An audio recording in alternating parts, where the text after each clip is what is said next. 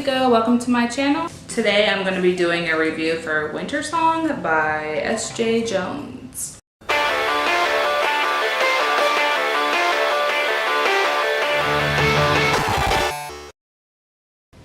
Melissa over at Melissa and Barnesy Read had this book for her book of the month for her reading group on Facebook.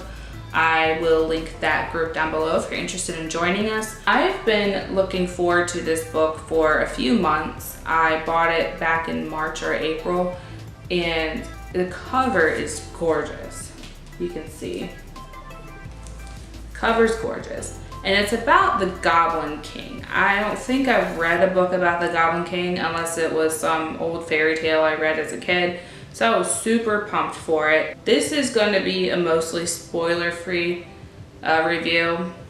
Anybody can watch this video. So in this world, the Goblin King has to take a bride, and him and like the goblins basically have to like feed off of her soul. The seasons can still reoccur up on the ground. You know, there is no goblin queen, then there is an everlasting winter, and then the goblins come up on the surface and then they just kind of like destroy people. So the Goblin King's job is to take a wife and to keep the seasons turning. So Liesel has been hearing stories about the Goblin King all her life because of her grandmother, and her sister kind of grew out of that thing, but her brother still kind of believed in the Goblin King. The Goblin King has eyes out for Liesel's sister. Her name is Kath. Kath is kidnapped and taken to be the Goblin King's bride.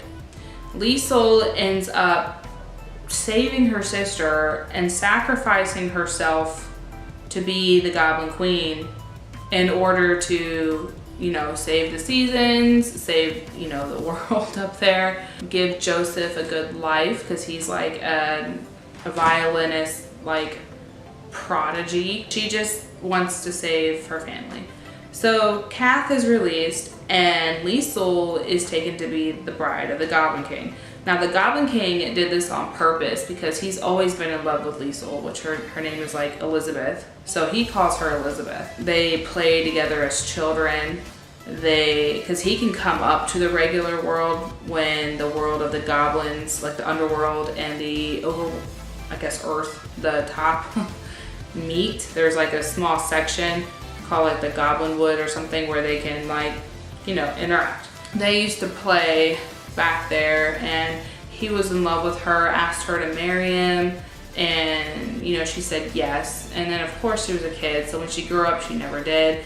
He was like in love with her music. He can't live without her music, and her music is the thing that helps keep everything alive. When she's down there, she ends up actually falling in love with him, and it's like a push and pull relationship with him.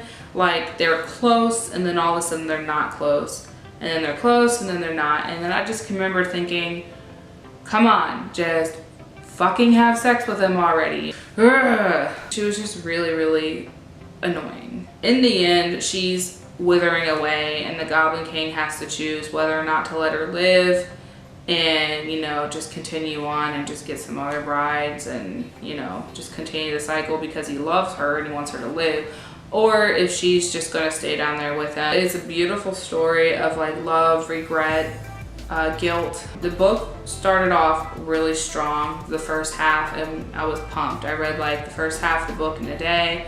The second half of the book took a lot longer to get through. It was just really annoying because of their push-pull relationship with each other, and it was going way too slow for me at that point. So I really dislike it when like a book, you know, starts off strong and then just kind of like withers during the last half.